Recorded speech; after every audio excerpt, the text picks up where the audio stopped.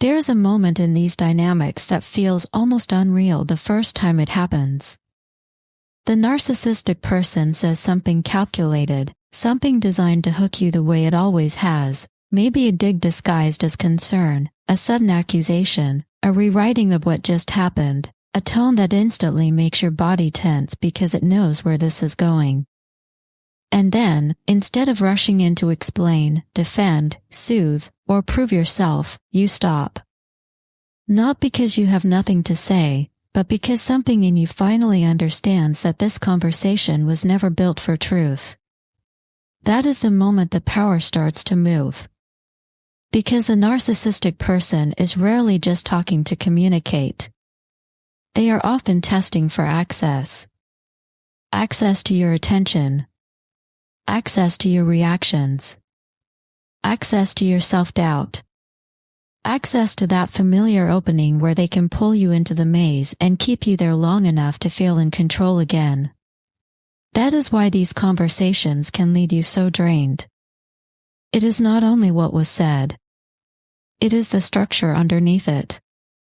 You entered trying to resolve something, and somehow you came out defending your tone, your memory, your motives, your right to feel what you felt in the first place.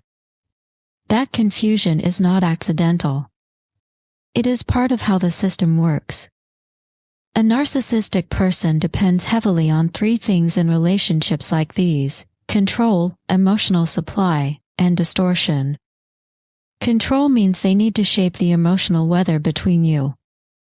They need to know they can provoke, destabilize, punish, reward, pull close, push away, and still remain the center of the exchange. Emotional supply means your reaction matters more than your reality. Your tears, your explanations, your frustration, your pleading, even your hope can become proof to them that they still matter, that they still reach you, that they still have leverage. And distortion is what keeps the whole structure alive, because if you are constantly busy sorting out what happened, you are too disoriented to step fully outside it. That is why clarity matters so much. The first real shift is not finding the perfect comeback. It is seeing the pattern clearly enough that you stop personalizing it. You stop assuming their cruelty is evidence of your inadequacy. You stop assuming that if you just become calmer, wiser, softer, more patient, less reactive, more understanding, they will finally meet you differently.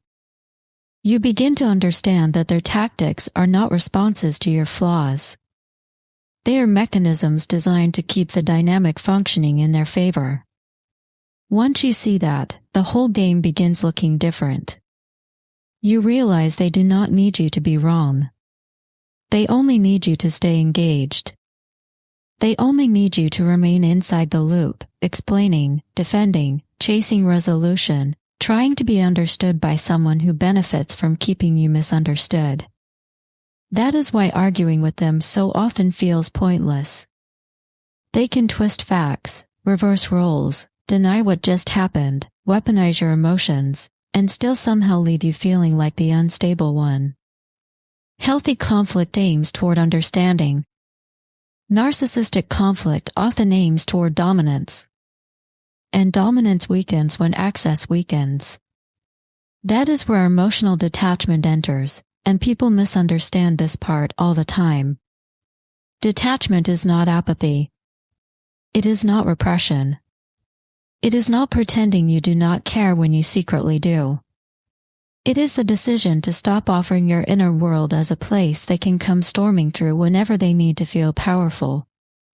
It is the discipline of not handing them your nervous system every time they demand an audience. That kind of detachment is not dramatic from the outside. It looks like fewer words, longer pauses, no longer correcting every lie, no longer answering every baited text, no longer stepping into every conversation as if it deserves your emotional labor. It looks like someone who has finally understood that not every invitation is worth accepting, especially when the invitation is just another way of pulling you back into the old role. And yes, language helps. Sometimes you do need a sentence, something clean enough to close the door before the distortion gets its hooks in. But the sentence only works when it comes from a real internal shift. Otherwise, it is just another tactic, and narcissistic people are very good at sensing when a boundary is only verbal. The sentence I would build this around is simple. I'm not available for this conversation. What makes it powerful is not the wording alone. It is what the wording refuses. It refuses the courtroom. It refuses the bait. It refuses the endless spiral where they provoke and you explain, they distort and you defend, they escalate and you try to restore reality with someone who was never committed to it in the first place. A sentence like that does something a narcissistic person deeply dislikes. It closes access without asking permission. It does not argue. It does not justify. It does not hand them more material to twist. It simply signals that your emotional availability is no longer automatic. And for a person who built a great deal of their power on your predictability, that lands hard. Because narcissistic people are prepared for anger. They are prepared for pleading. They are prepared for confrontation. They are often even prepared for facts. What they are less prepared for is calm refusal. The kind that does not perform. The kind that does not need to prove itself. The kind that does not ask to be understood before it protects itself. A sentence like "I'm not available for this conversation" removes the oxygen from the interaction. It does not give them a fight. It does not give them a collapse. It gives them a wall. And walls are difficult for people who are used to doors. Of course, that does not mean they will respond well. In fact, they often will not. The first thing narcissistic people tend to do when they feel control slipping is push harder. They may mock your calmness, accuse you of being rude, call you avoidant, cold, selfish, dramatic, disrespectful, passive-aggressive, emotionally unavailable. They may suddenly switch into vulnerability. They may invent a crisis. They may become more charming for a moment, as if the old tenderness has returned. They may act confused, offended, wounded, or deeply misunderstood. That does not mean the boundary failed. It usually means it landed. Because the sentence is not meant to make them agree with you. It is meant to interrupt the cycle. And cycles like this do not break because the manipulative person suddenly sees the light. They break because you stop cooperating with the structure that kept hurting you. That is why consistency matters more than any single phrase ever could. If you say it once and then spend the next hour explaining why you said it, the boundary dissolves back into conversation, which is exactly where they know how to win. But if you say it and mean it, if you repeat it calmly or end the interaction altogether, something far more powerful begins to form. You start becoming real to yourself. Your no begins to have weight. Your nervous system begins to learn that you are no longer abandoning it just to keep the peace. And over time, that steadiness becomes much more threatening to the narcissist than any dramatic confrontation ever would. Because what truly frightens a narcissistic person is not your rage. Rage still proves they can move you. What frightens them is your self-possession. Your lack of urgency. Your unwillingness to keep auditioning for fairness. Your refusal to stay available for conversations that exist only to trap, confuse, or diminish you. The moment they realize they cannot pull you into the same emotional choreography anymore, they lose something they relied on more than either of you may have fully understood. They lose easy access to your inner world. That is the real shift. Not the sentence by itself. The state behind it. The quiet knowledge that you do not owe your clarity to someone committed to distortion. That you do not need their permission to leave a toxic exchange. That your peace is not something you must defend after the fact.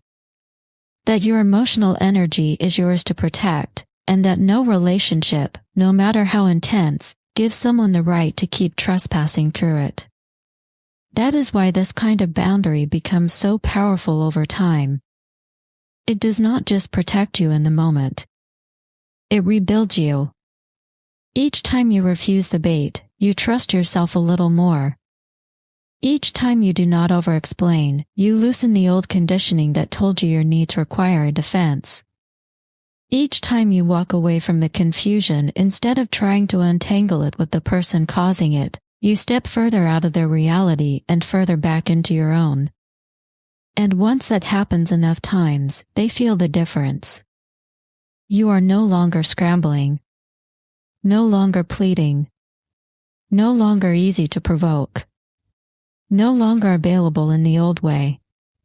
That is what changes the balance. Because a narcissistic person can only dominate the version of you that still believes the answer is hidden somewhere inside the conversation. Once you understand that the conversation itself may be the trap, you stop looking for freedom there. And that is when the fear begins.